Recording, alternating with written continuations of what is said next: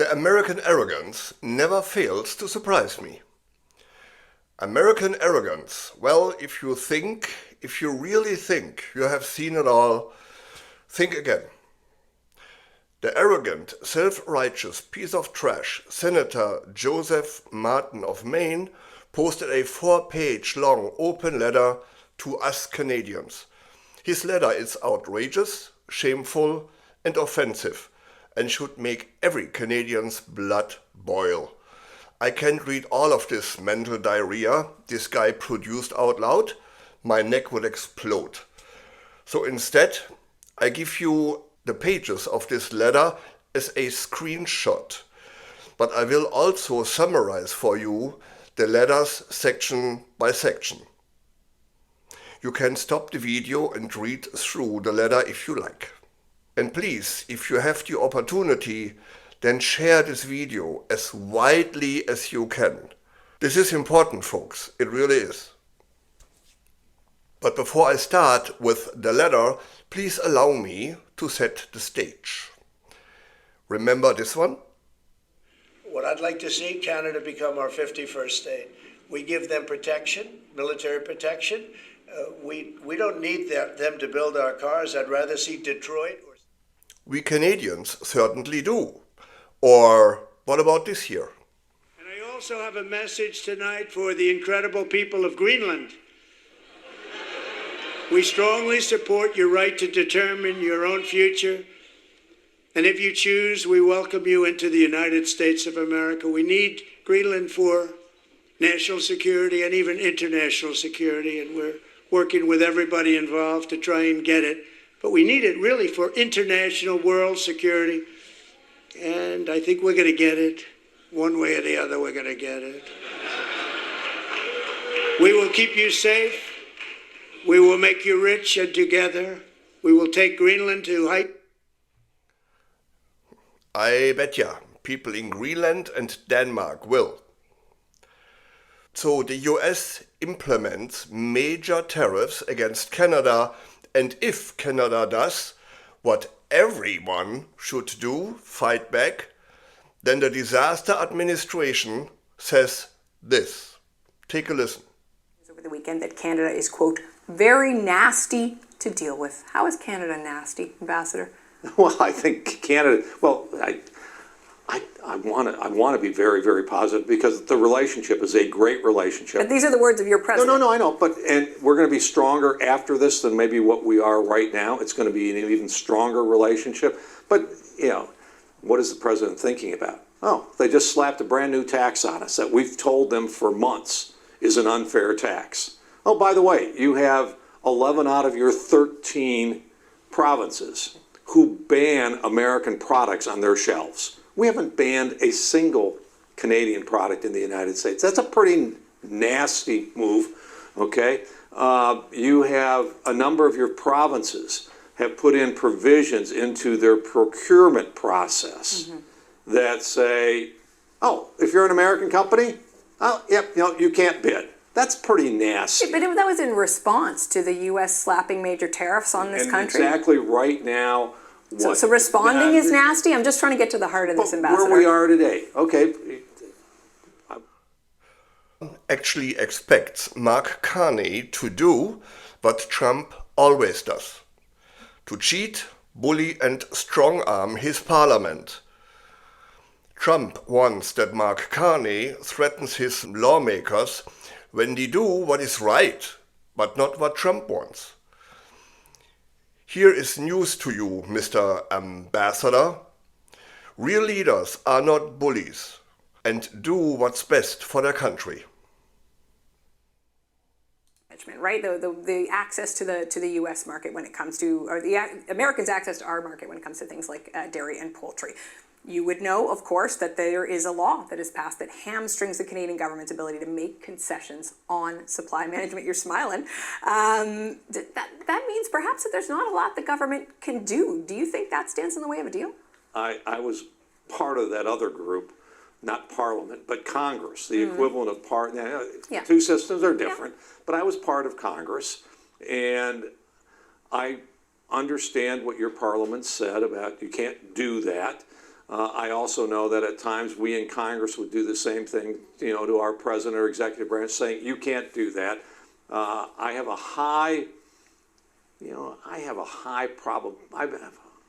a strong belief that if we negotiated a trade, that if the Prime Minister and the President got to a trade agreement, okay, and for whatever reason it included something that Parliament said you can't do that, that the Prime Minister probably could find a way to get Parliament to do its will, just like the President today and over the weekend has been working with Congress to try to pass the big, beautiful bill, our tax bill. Prime Ministers and Presidents, they've got a tremendous amount of power. Here is another one of Hoekstra's beauties. We could say about supply management, absolutely. And I do want to ask you about the 51st state. You had to have known this question was coming because, of course, the president brought it up again over the weekend. It does seem to come up when things are getting a bit tense and a bit intense. Is Donald Trump using threats against Canada's sovereignty as a negotiating tactic? It's not a threat. How is it saying that Canada should become a state? He said we're not a real country before. I think, your Prime Minister, I forget what he said within the last week or something, and said, this is he didn't use exactly this word, but a term of endearment. He has said it's a wish, a desire, rather than necessarily a reality. You think it's a term of endearment, Ambassador Hoekstra? Yeah, President Trump doesn't invite people onto his team who he doesn't like, who he doesn't trust, who he doesn't respect. He wants a strong team. So your message to Canadians is they should see this 51st state talk as a term of endearment. They can see it however they want. Far be it from me to tell Canadians how they should view the president's comments. But the president is not invite people on his team, on America's team, or to grow our team with the belief that by doing so, we're going to weaken America or weaken them. The president has said it. He said it when we're in the Oval Office. I love Canada. Yeah, there's inviting on the team, and then there's suggesting taking the country by economic force. We are not going to take the country on. Okay. So I do want to ask you in closing. You have said before that that the president is done with this 51st state business. No. Yeah, you said he might mention it, but okay. We were done. Yeah. It would only come up if someone's going to go back and get my exact words, but I believe it was somewhere along the lines. If it comes up again, it will be because of the president bringing it up, the prime minister bringing it up, but it will not be me. I have no instructions or whatever to move and work with people in Parliament or at the provincial level to. Yes, and we see it exactly as it is, a fucking threat. And yes, Canada Day was a great day. The only downside was that this moron was in Canada. In the next clip, Hoekstra pretends the travel and American product boycott does not bother him and the gangster fascist in the White House. But here's proof, it does. Hoekstra said that if Canadians are staying home, that's their business. He said he doesn't like it, but if that's what they want to do, it's fine. He also said if Canadians want to ban American alcohol, that's also fine. But what he said next suggests that maybe it's really not all that fine with him.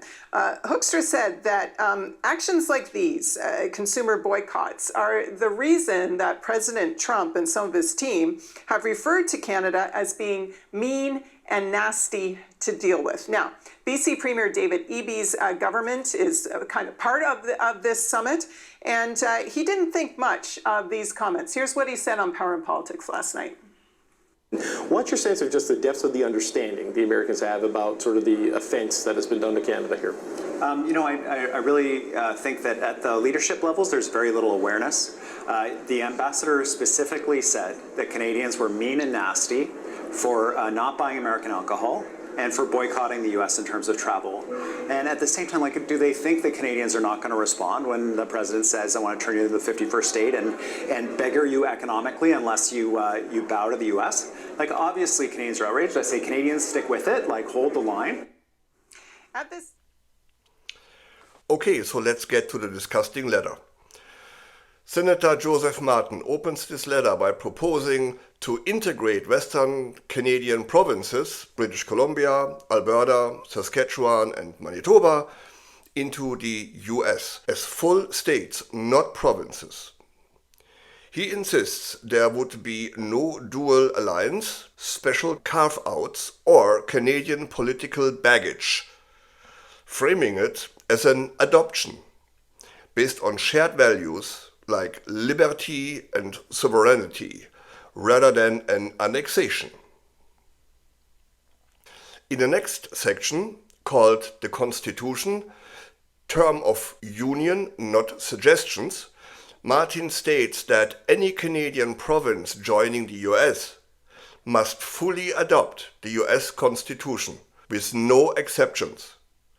Canadian legal and political system would be dismantled, and US federal law would take completely precedence, eliminating conflict, Canadian laws like gun control, speech, land ownership and education.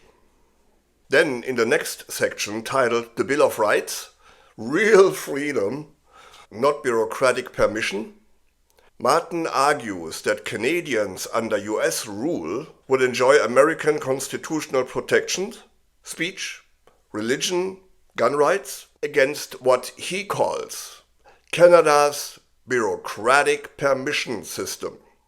He presents this as an upgrade, dismissing Canadian legal framework as inferior. This guy is so goddamn arrogant.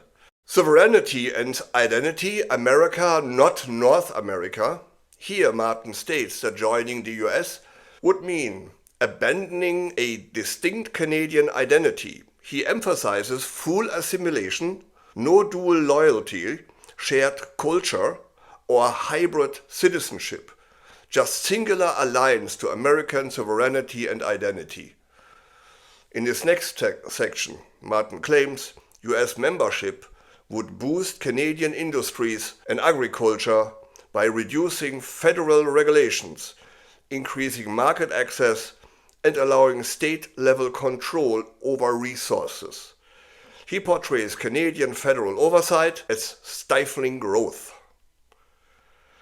Next section named State Representation, Power to the People, not the Crown.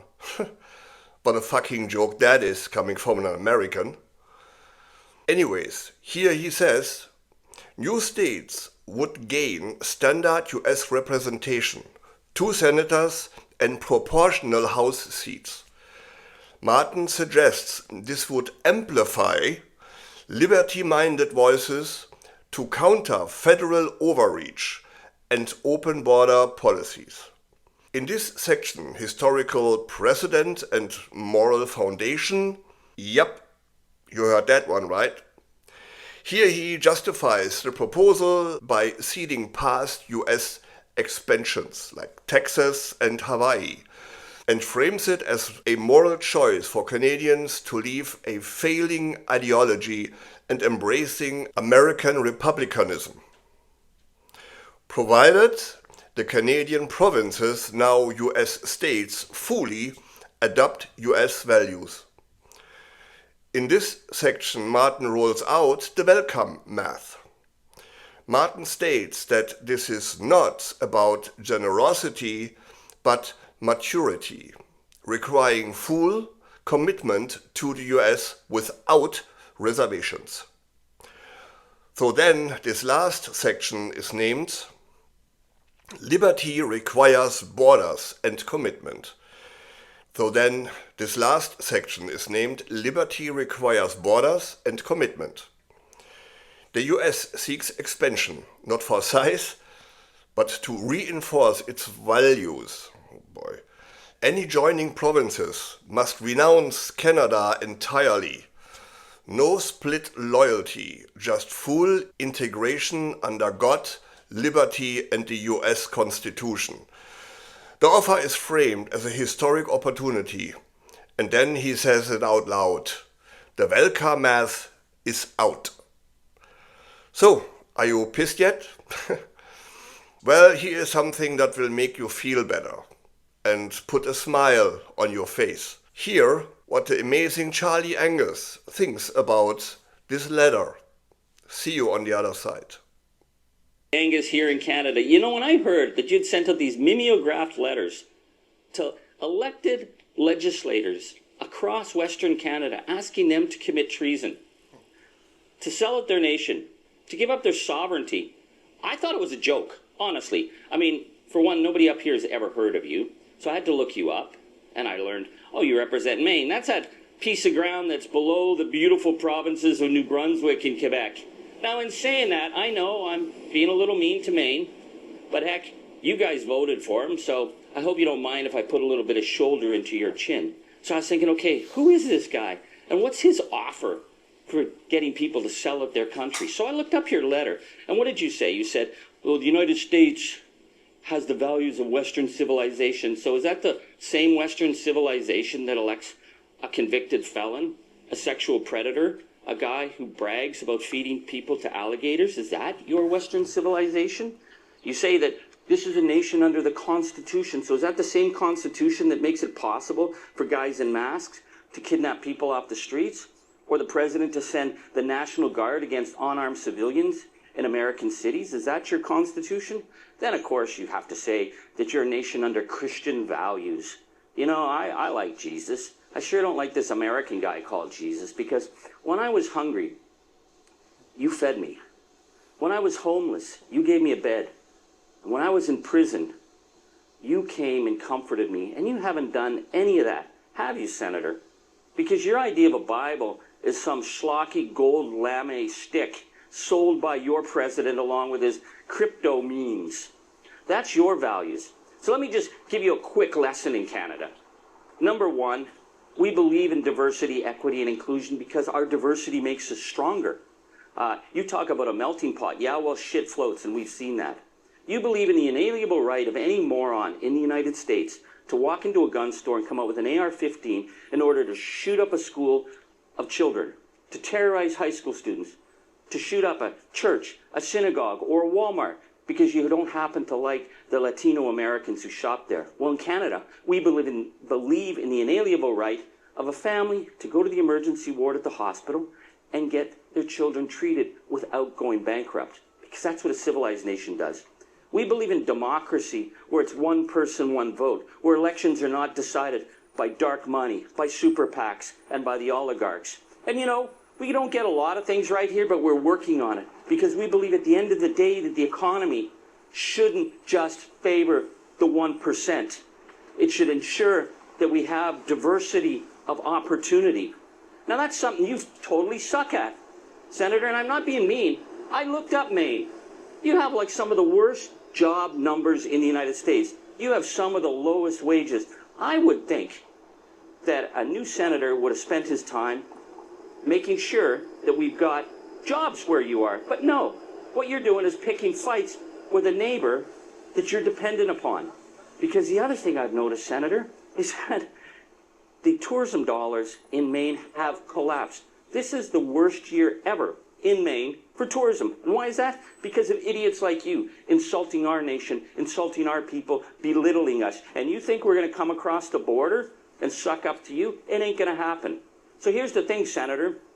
There are a million places that Canadians will go spend their money. And Maine isn't one of them, because they elected a moron like you.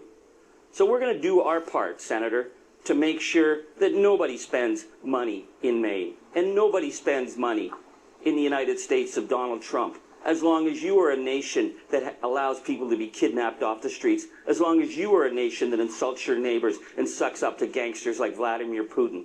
Because in Canada, we are a nation of inclusion, a nation that's multicultural, a nation that supports linguistic duality, a nation that is based on the lands that we live on, which belong to the indigenous people, and we are all going to work that out together as a nation.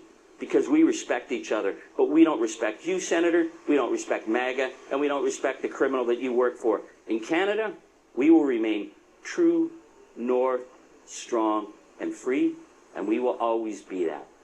Goodbye, Senator. So, how was that? But folks, we need to snap out of it. We have to realize how serious this really is and drop our politeness. I know, we've heard alarms before, but this one can't be ignored. What's happening isn't just some fringe idea. It's a calculated move, and treating it like it didn't happen or laugh about it would be a big mistake. We have to see it for what it is. The gangster fascist in the White House wants Canadian resources. We don't need anything from Canada, my ass. He wants our lumber, our farmland, our oil, gas, rare earth minerals, and our steel and auto industry. No, I get it. You think, come on, you are dramatizing here. But that's exactly the problem. When something unsettling develops right in front of us, then at least see it for what it is, and then take the time to think what to do about it. You owe it to yourself, to your family, and to your friends, and to your dog if you have one. This 51 state bullshit isn't just a random rant. Just think about it. Only a very twisted mind can cook this stuff up. The convicted gangster fascist Trump wants that to happen, and his cronies Martin and Hoekstra jump right into action. We can only guess how many others are willing to join them. This letter came from a US senator, a guy with influence, backed by a party that wants this to happen. Guys, make no mistake, they are not joking. They're slowly increasing the frog's water temperature. They are inching forward slowly and banking on us not to fight back. And notice who is being targeted. Alberta, Saskatchewan, British Columbia, Manitoba, the heart of Canada's oil, gas and agriculture. Not Ontario, our industrial core, not Quebec, with its distinct identity, not the Maritimes, even though it is right next door to Martin's own state of Maine. Now, isn't that strange? No, it's not. Because it's not Martin that has written this letter. It's Trump. This clown from Maine was just more than willing to execute it. Because he needs Trump. He needs Trump's support. This isn't some patriotic outreach. It's a resource grab. Let's call it what it is. They are eyeing our pipelines, our farmland, our ports. And if we don't react strongly, they'll keep escalating. So yeah, my first instinct is to tell this guy where he can stick his letter. But more than that, we Canadians need to wake up. Really wake up. And realize that we have to do more than we have done already. I have no doubt that Mark Carney and his team do their thing. But we cannot leave it up to them. No guys, we just can't. And the great news is that we, you and I, have superpower. We really do. Early this year, we Canadians spontaneously stopped buying American, stopped traveling south the border. And this movement, this rebellion has grown, even internationally. Especially the Europeans have watched what we did and immediately started to do the same. Travel from Germany to the US has dropped by 28%. Do you know how much money the US loses because of it? And that hurts their economy. It hurts their cities and states. It is projected that Trumpistan will lose 12.5 billion this year due to dwindling tourism. Maine, the state of that letter-writing idiot, literally relies on Canadian tourism. Las Vegas, California, Florida, they all rely heavily on tourism money. And here's the kicker. Canadian travel to Trumpistan is down by 80%. 80%! But we can do more. We can do better. We are Canadians, and Canadians are resourceful. So if you are still planning vacationing down south or spending money on American goods, ask yourself, why? Sure, some cross-border travel is unavoidable. Work, trade, logistics, sure. But pleasure trips, shopping, supporting the US economy while they openly plot to absorb us? No, guys. Come on.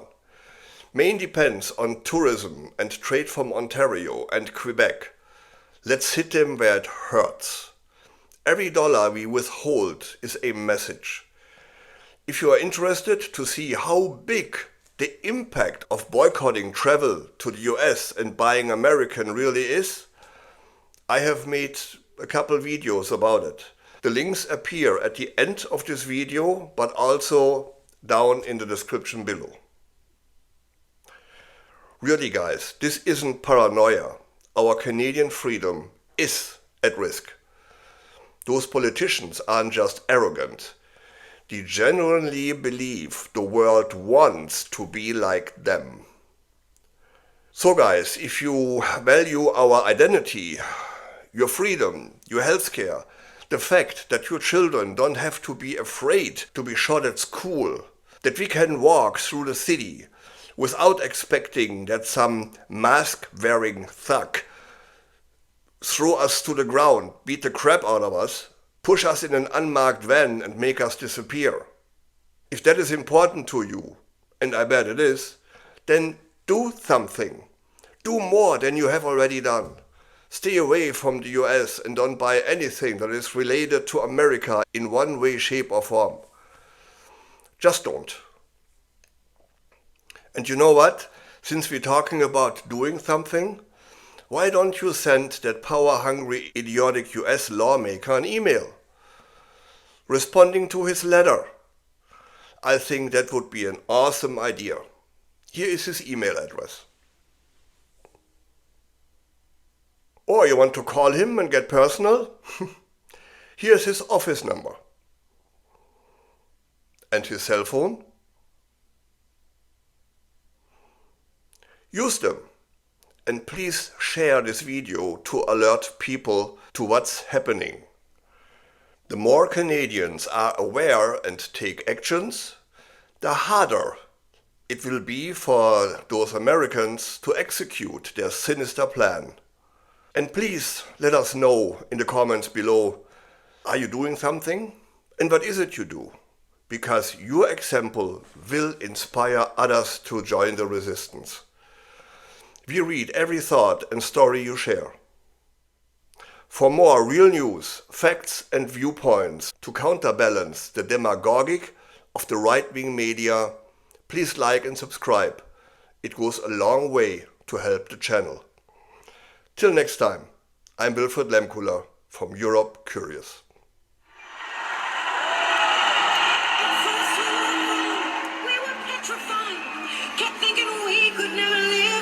You by our side, and we spent so many nights thinking how you did us wrong. Now we've banded all together. Your tariff made us strong, and so you know you're not so great. There's not a snowball's chance in hell will be your 51st state.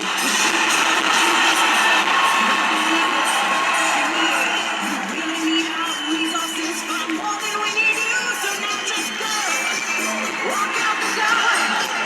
We do not need you. You're not welcome anymore. Weren't you the one who instigated these trade fights? You'll soon grow to regret it when we turn off your lights in the dark. We're alive. As long as we can think and work, we know we'll stay alive. We have all we really need. We can live without your greed. We will survive. We will survive. There's been a change. It's time anew. We're not that fledgling little country still in awe.